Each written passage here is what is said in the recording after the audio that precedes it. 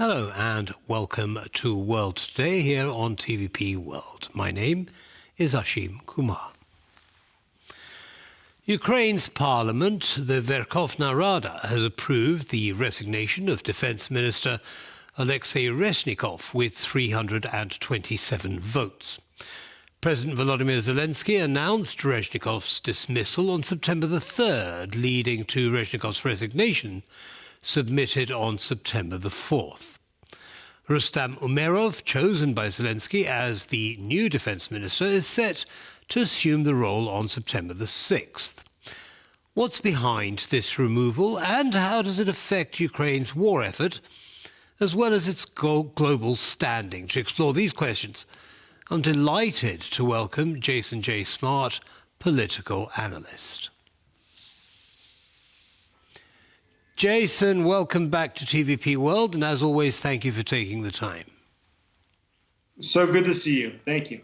So talk us through this, Jeyson. Actually, no. Before you do, there's a short video I'd like to share with you and our audience. Hold on there, please. Ukraine's defense minister Oleksiy Reznikov will be replaced, President Zelensky announced. Speculations over Reznikov's dismissal had been brewing since a scandal broke out over people dodging military service. I have decided to replace the Minister of Defense of Ukraine. Oleksiy Reznikov has been through more than 550 days of full-scale war. I believe that the ministry needs new approaches and other formats of interaction with both the military and society as a whole. Oleksiy Reznikov has held the position since November 2021. He played a crucial role in securing Western military aid for Ukraine's war effort. However, his tenure was marred by allegations of corruption within his ministry, allegations that Reznikov denied. Zelensky has made it a priority to combat corruption in the country. The problem needs to be resolved before Ukraine is allowed to join Western alliances such as the European Union. The Ukrainian public has become more sensitive to corruption in state institutions since the start of the invasion last year. But Reznikov also enjoyed some major successes during his tenure. Ukraine successfully lobbied Western nations to supply advanced military equipment. The country is now on the verge of receiving US-made F-16 fighter jets. Western military aid has played a vital role in Ukraine's defense, allowing it to push back Russian troops and launch counteroffensives. Reznikov had good relations with allied defense ministers. But he also faced domestic media pressure and allegations of corruption within his ministry, which is the reason behind his dismissal. The decision has already been approved by Parliament. Rustam Umerov, the proposed replacement, is a 41-year-old former lawmaker and Crimean Tatar who has led Ukraine's state property fund since last year. He was in charge of privatization of state-owned businesses. So quite a lot in there, Jeyson. Let's start with the corruption in the Ministry of Defense, and there was one example given there, dodging military service, but there was another, wasn't there, to do with food prices, where the ministry was paying far higher for food than they should have done. Was it simply that Reznikov was the boss, that he is being made responsible, or were his hands dirty too? I think there's a few different aspects of this. One is the fact that, yes, he is the boss, and the buck stops with him. But in the same line, I think that it's an important signal. I mean, Zelensky understands very well that Western support is contingent on the fact that Ukraine is, one, fighting, but secondly, that it's doing so in a way that is also against corruption. That is the enemy domestically. That is corruption, not just the enemy externally from Russia. And so it is necessary to be very clear and very transparent and to show that any signs of corruption or rumors thereof are unacceptable. And that's for the international side. On the domestic side, yes, the different scandals that existed within military recruitment was unpopular domestically for obvious reasons. And so it was necessary to make clear to the people of Ukraine, as well as those who are supporting Ukraine abroad, that any sort of corruption would not be accepted. Overall, Reznikov was successful as a defense minister. He did garner a huge amount of support for Ukraine internationally. He traveled significantly throughout Europe. There's always meetings when foreign leaders came to Kiev. But at this point, I think that Zelensky was absolutely right. He accurately captures probably what the public sentiment at this point is within Ukraine, that it was time for a different leader for the Ukrainian military. Yes, I mean, all of that makes sense, of course, but doesn't it leave one feeling uneasy that we're changing the defense minister in the middle of a war? I mean, how are we sure of continuity and, success if we keep changing horses midstream? Well, that's a good question. And I think that if this had been someone such as a person in charge of the military, in the sense that Gerasimov is in Russia, if he were to be changed, I think it'd be collapsed to the Russians. In the case of Ukraine, if someone at the level that's the civilian person, such as Reznikov, who is in charge of the entire Defense Department, is changed out, it won't have a significant difference. The difference is that a country like Russia, changing out anyone who's so rigidly in the system would literally probably collapse their military. They just have no ability to absorb that sort of change. Ukraine, because it is civilly managed and is managed much more like a European country than it is like Russia, I think it'll be fine. I think they'll be able to change him out. Of course, there are complications that come with that, but shaking things up is not necessarily a bad thing. It's, in fact, as Zelensky said, it's something that at this point he feels that the population will benefit from and supports. Right. Okay. So everyone seems aligned. It looks as though they are. And what happens to him now, to Reznikov? So there's been a lot of rumors about where he'll go next. One of the most likely rumors, though, is that he will be heading over to become the ambassador in the UK. He was very successful in his work with the British. And he has showed that he is he's a very good diplomat, and he's very good at negotiating, explaining, persuading foreign countries to further support Ukraine. And so at this point, it might be a very good shift and one where he would be able to excel. Okay, well, we'll wait for confirmation of that. Let's move on now to Umerov. What do we know about him? Very interesting figure. I mean, he's quite young. The head of the military, and he used to be in charge of privatizations. So you'd think, why would that guy possibly be a good fit right now? And there's a few reasons for it. One is the office that he had managed in the government before this had a record of being totally without corruption, being very clean, taking it very seriously, which is definitely something that, Zelensky has a desire to show the international audience that he is taking it seriously. He's putting up somebody who had a very good and clean reputation. Likewise, he's very popular in the West. I mean, he's known to people such as Michael McFaul has mentioned his years of relationship with him, who are respected in the West, who are respected by people in the Biden administration, for instance. And that's another plus.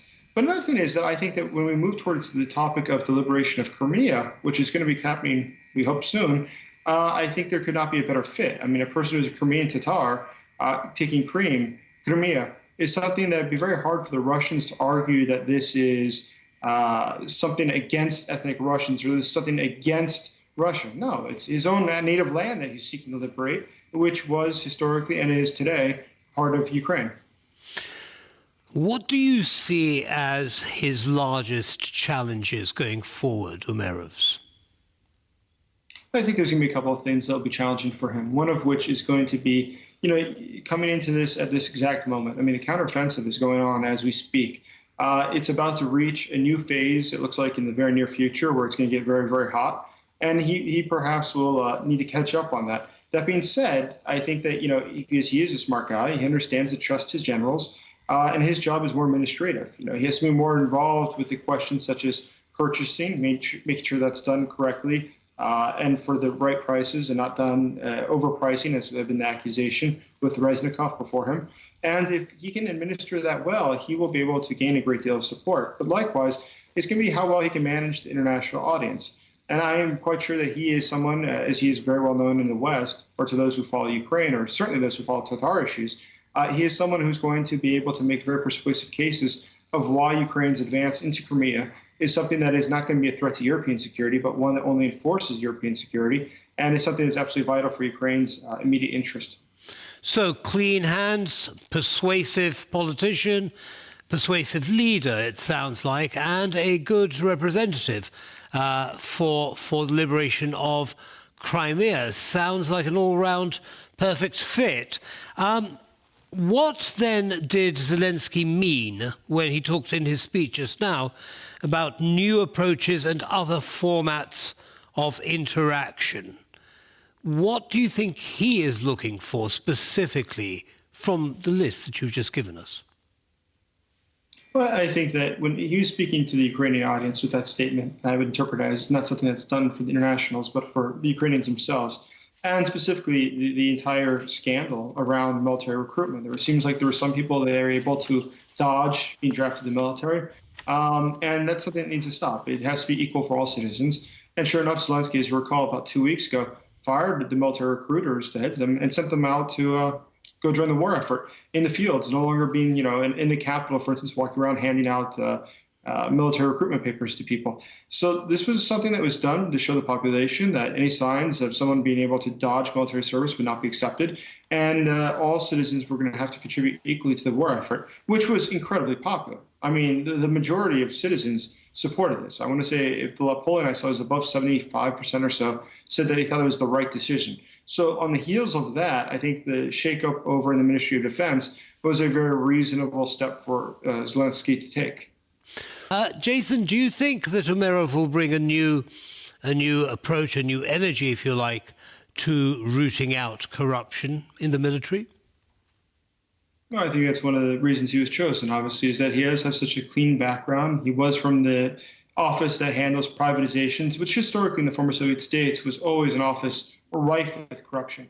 And despite being there for a period of time, there was never any accusations made about him being corrupt or having dirty hands.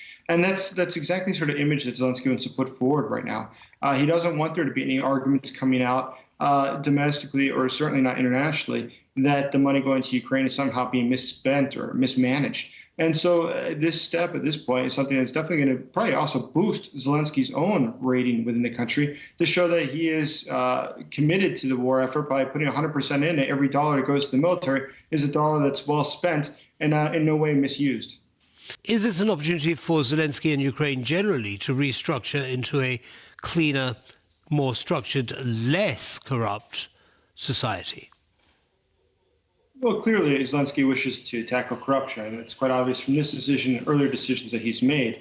And it is something that I think is going to happen sooner or later. But in this case, it's going to have to happen now. And the reason it has to happen now is international support for Ukraine is contingent on the fact that Ukraine shows that it is not going to be a post-Soviet land where anything goes like Russia. It has to be different. And the way that can be different is by tackling corruption. I mean, if Ukraine, moreover, if after the war, Ukraine wishes to have assistance in rebuilding, which obviously it does wish to have, any allegations of corruption there would also be totally disastrous for the nation. So by rooting it out at this point, or taking steps now to begin rooting it out, of course, it is a process. I agree with Gary. It's not something that's going to just happen overnight. But by taking the steps now, laying out the fundamentals, it does prevent future incidences of corruption, such as the ones we mentioned earlier, from being able to usurp the good work that's being done. And it does allow for the future investments in Ukraine, whether it's in the military or in the rebuilding, to come with some sort of a guarantee or assurance that none of it would be lost to corruption. Right. I mean, we saw ourselves firsthand, didn't we, the effects of corruption on the Russian military, its tanks breaking down, running out of spare parts and all sorts of things which had been sold off. So I suppose, as you say, Jason, a dollar saved in corruption is a dollar spent towards the war effort. Now, generally, I'd like to take the conversation now a little bit broader and to the future. And bring in the American attitude towards Ukraine. Thus far, it's been extremely positive and supportive. But you've got the elections coming up next year. What is the general view? What is the general perception? Because one of the arguments I've been hearing a lot in debates in the States is about Ukrainian corruption. Do you think there's a chance of that happening? And what do you think the impact of that is going to be on an American attitude? We only a few seconds left. Jason? Yeah, I absolutely agree with Gary. And the fight against corruption is something that Americans do take seriously. The U.S. does not have high amounts of corruption, and it does not appreciate it. And certainly I can understand any taxpayer who would be wholly disappointed or shocked if they were to hear of any sort of corruption that was abusing their money, and they should be outraged. And that's why I think it's so important that Zelensky's taking the right steps now to assure that any sort of even image or hint that there might be corruption is dealt with immediately so that rumors do not persist, such as the false rumors that any Right. sort of American tax laws will be misused. Excellent. Well, thank you, gentlemen, both for sharing your insights with our audience tonight, and do come back again soon.